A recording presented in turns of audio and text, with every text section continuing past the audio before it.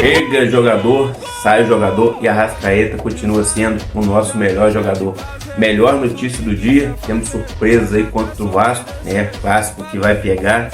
Tite também surpreende na escalação. Muita notícia importantíssima. Tô chegando cheio de notícias, cheio de informação importantíssima do nosso Mengão. Peço a você que fica aí de cantinho, que tá com o dedo no like, depois se inscreve. Lembrando, não custa nada, é de graça. Você consegue me ajudar?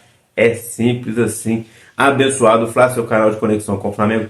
Nosso Mengão malvadão, que vai ganhar do Vasco, vai seguir firme e forte no Brasileirão aí. Se você põe fé, se você acredita na vitória do Flamengo, comenta aí. Quero ler seu comentário. Tamo junto.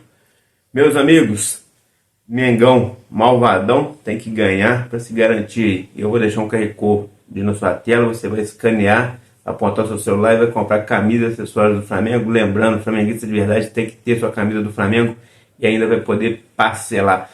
Fala, meus fofos, vocês estão bom? Eu tô bom. Sejam todos bem-vindos. Vamos que vamos. Meus amigos, a situação é a seguinte. Chega jogador, sai jogador e a Arrascaeta continua sendo o nosso melhor jogador. Os números do Arrascaeta são impressionantes e ele está escalado para o jogo de hoje. Inclusive o Tite, que não poupa elogios ao Arrascaeta e nem vai poupar o jogador para essa partida. Poupou ele do treino ontem para ele chegar descansado. Uma boa notícia aí.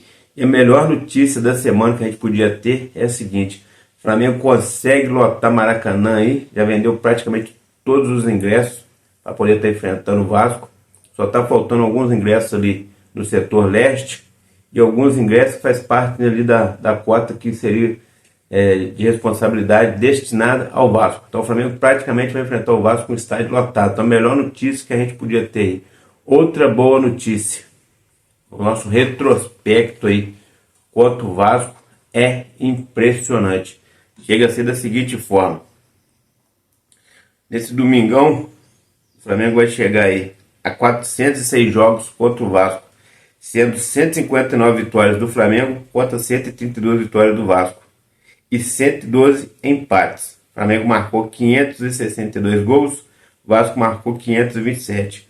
A maioria das goleadas do clássico desse domingo foi no Campeonato Carioca, né? Primeiro Campeonato Carioca aí, Flamengo e Vasco. O Vasco ganhou em 1931 de 7-0, uma goleada muito ruim, né? Péssima, para lembrar do nosso Mengão. A melhor goleada do Flamengo, a maior, foi no Campeonato Brasileiro desse ano, recentemente, 6-1, o Flamengo meteu 6-1 no Vasco. Mas tivemos outras goleadas também no Campeonato Carioca de 1943, o Flamengo ganhou de 6-2. Depois a gente teve no Campeonato Carioca de abril de 76, o Flamengo meteu 5-1. Tivemos também o recorde de público em 1976, 4 de abril de 1976. O Flamengo conseguiu colocar no Maracanã, que naquela época podia, né? Hoje em dia não pode mais, por questões de segurança, por questão de que os estádios brasileiros também foram destinados para a Copa do Mundo, tiveram que ter adaptação, porque tem torcida mista, tudo isso, coisa e tal. Então naquela época podia. O Flamengo chegou a colocar 174 mil pessoas, 770 pagantes. Ou seja, o Flamengo bate recorde desde sempre. Por isso que o Flamengo é esse timaço aí. E em finais de campeonatos aí, quem venceu mais? Claro, foi o nosso Mengão. O Flamengo em finais de campeonato venceu 164 vitórias do Flamengo contra 139 do Vasco, tendo aí 119 empates. Títulos conquistados nos clássicos. O Flamengo conquistou 8 títulos, sendo 1915, 1920, 1979, 1996, 2006, 2011 e 2017. E o Vasco conquistou 6 títulos, sendo 1924, 1945, 1947, 1949, 1992 e 1916. Já dura 8 anos sem títulos do Vasco em cima do Flamengo. Ou seja, a nossa hegemonia aí em cima do Vasco é grande e vai continuar. E se você põe fé, comenta aí. Meus amigos, a surpresa na escalação aí é a estreia de Alexandro. E a gente vai estar falando sobre isso aí. O que acontece? A provável escalação para hoje é: o Tite deve começar com o Rossi no gol e manter o Wesley na lateral esquerda, porque o Wesley veio numa sequência boa e o Varela ainda está precisando de descanso. Pode mudar? Pode, tudo pode acontecer, mas a provável escalação até então dos últimos treinos foram essa escalação. O Wesley na lateral direita, Fabrício Bruno e Léo Pereira na zaga. Na lateral esquerda, o estreante aí, Alexandre, que é muito, né, bem quisto pelo Tite, foi muitas vezes convocado pelo Tite na seleção brasileira. O Tite é apaixonado por ele, então já vai estrear. No meio de campo ele vai começar com Pulgar e Léo Ortiz. Léo Ortiz que já não pode falar mais que é improvisado, porque o cara vem se dedicando tanto e treinando tanto, né? Toda vez que joga, joga bem. Então é aí que o Léo Ortiz aí fazendo a nossa dupla de volância com o Eric Pulgar.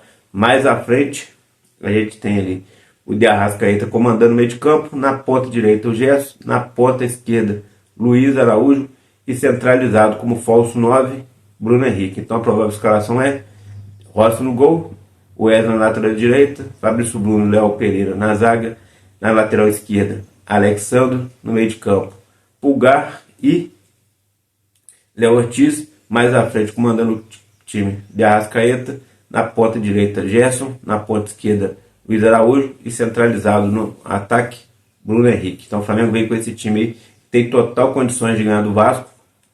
Vamos ganhar se Deus quiser. Lembrando, o Flamengo está com 54 pontos. O Botafogo já disparou aí, né? Está com 63.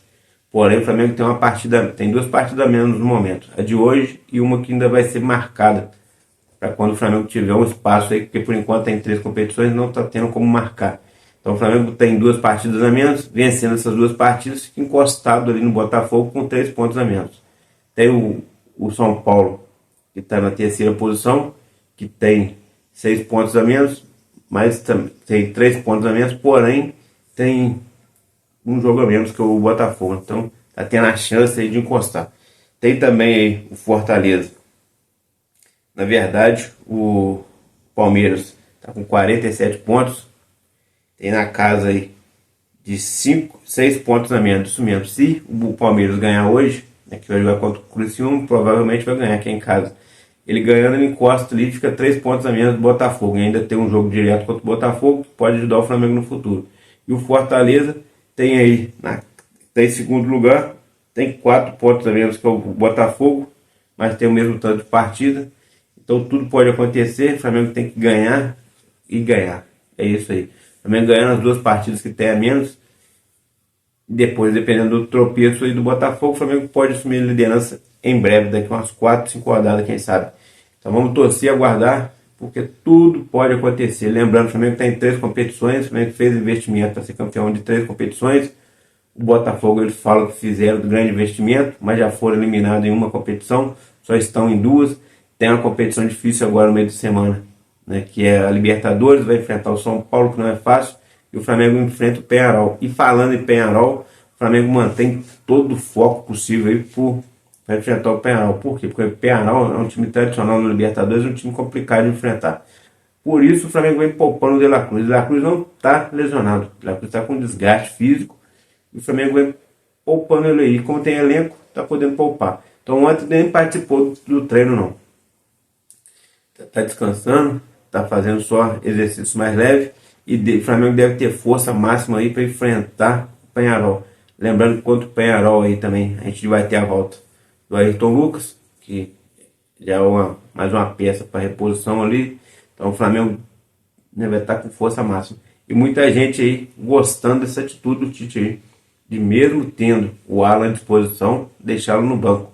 E o Alan que passou a ser a última opção, porque o Everton Araújo, que jogou bem aí também no jogo de quinta-feira, né, demonstrou um bom futebol ali contra o Bahia, também ganhou a vaga aí, né, na reserva do Alan. Ou seja, o substituto imediato aí de Léo Ortiz ou de Pulgar passa a ser o Everton Araújo, e o Alan vai ficar escanteado ali. Inclusive temos informações aí de que ele deve ser vendido já em janeiro.